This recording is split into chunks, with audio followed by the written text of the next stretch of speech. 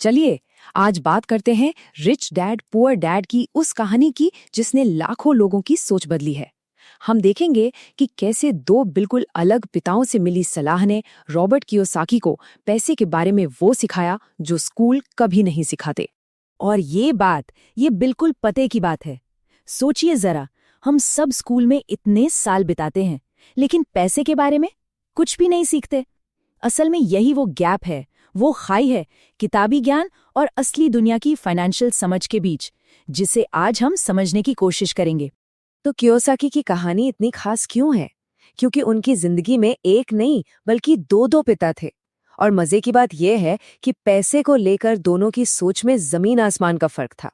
एक तरफ थे उनके पुअर डैड, बहुत पढ़े लिखे पीएचडी थे, लेकिन हमेशा पैसों की तंगी में रहते थे। और दूसरी तरफ उनके रिच डैड, 8वीं पास भी नहीं थे, लेकिन हवाई के सबसे अमीर लोगों में से एक बन गए। कमाल है ना? अब जरा सोच का फर्क देखिए। उनके पुअर डैड कहते थे कि पैसे से प्यार करना ही सारी बुराई की जड़ है, और रिच डैड क्या कहते थे? ठीक इसका उल्टा, पैसे की कमी होना सारी बुराई की जड़ है। मतलब एक ही चीज पर दो एकदम अलग अलग नजरिए। और यही फर्क उनकी सलाह में भी दिखता था, एक नौकरी करने वाली सोच और एक मालिक बनने वाली सोच।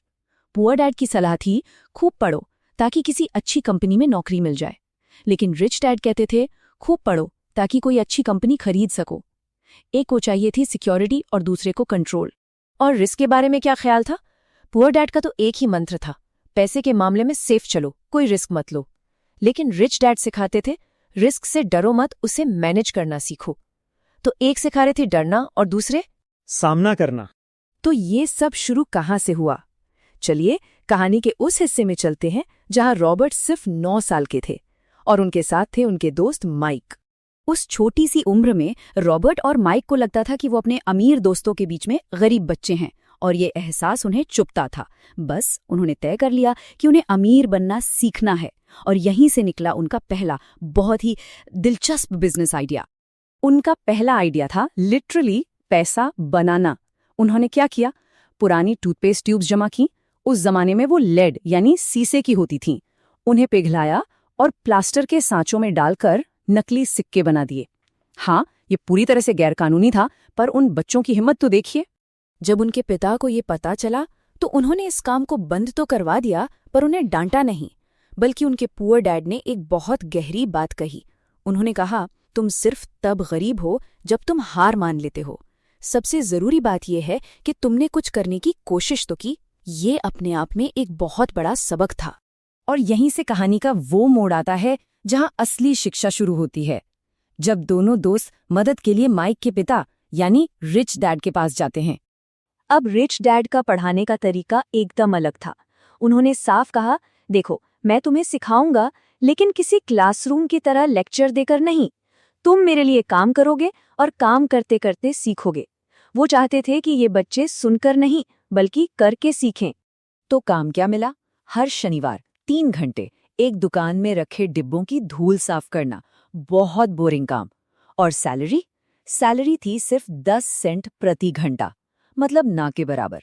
3 हफ्ते तक ये उबाऊ काम करने के बाद रॉबर्ट के हाथ में आए सिर्फ 30 सेंट। बस उनका सब्र का बांध टूट गया। उन्हें लगा कि रिच डैड उनका फायदा उठा रहे हैं, उन्हें उल्लू बना रहे हैं, और उन्होंने नौकरी छोड़ने का मन बना लिया।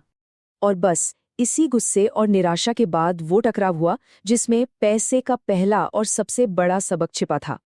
रॉबर्ट गुस्से से तमतमाते हुए रिच डैड के पास पहुंचे और उन पर बरस पड़े। उन्हें लालची कहा, धोखेबाज कहा और इल्जाम लगाया कि वो अपना सिखाने का वादा तोड़ रहे हैं और बच्चों से मजदूरी करवा रहे हैं।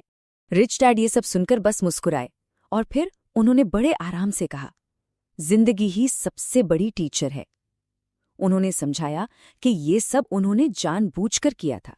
ये एक तरह से जिंदगी का धक्का था, ताकि रॉबर्ट ये महसूस कर सके कि ज्यादातर लोग अपनी पूरी जिंदगी कैसा महसूस करते हैं। और फिर उन्होंने वो बात कही जो इस पूरी किताब का निचोड़ है।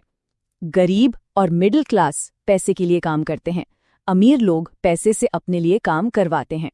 बस यही वो सोच है जो सब कुछ बदल देती है। रिच डैड ने इस जाल को एक नाम दिया, रैट रेस। ये एक ऐसी दौड़ है जो डर पर चलती है।